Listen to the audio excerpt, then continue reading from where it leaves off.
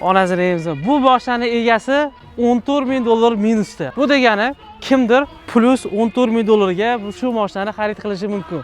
Narxini hozir aytaman, 70 ming dollar SIP rastamoshkasiga plus 25 ming dollar ketadi. Nimaga 14 ming dollar? 84 ming dollarga CIP buni egasi xarid qilgan.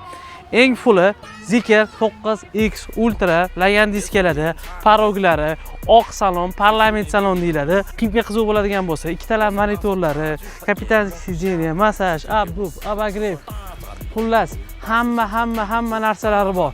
To'g'ri, hozirgi kunda buni reduktori muammo deyishyapti. Akalar, agar mashinadan to'g'ri foydalansanglar, bunaqa muammo kuzatilmaydi.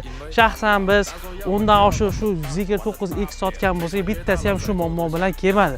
Aka, mashinani qizdirib, keyin bosing, qizimagan reduktorga bosib qo'yishyapti, shu uchun treshina berib oryapti. Siz shu xatoni qilmasangiz, bu mashinangiz sizga xizmat qilaveradi. Xo'p, ikkinchi masala, yaqinda martdan buni restайлingga chiqadi.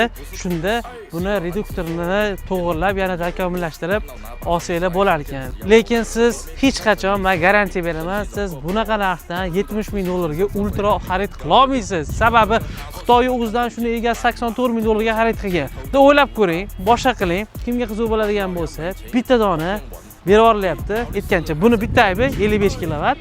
Sijeniya aylanmaydi. Qolgan aybi yo'q. 55 kilovatda 70 kilovat bilan farqi tokda 80 kilometr ko'proq yurib bersa kerak 70 kilovat. Atak tashqi ko'rinishdan umuman sezilmaydi. Texnik parametrlar, bir xil ot kuchi, vesi, boshqa balobatlari. Ikkinchisi, sijeniya aylanishiga kelsak, siz 1 yilda bir marta sijeniya aylantirasizmi? Bu narsa sizga kerakmi? Agar kerak bo'lsa, sijeniya aylanadiganini 3 ming, 4 ming, 5 ming dollargacha qimmatroqqa xarid qilishingiz mumkin. Sog' bo'linglar, salomat bo'linglar. Bitta dona 9X Ultra foydalanib olinglar.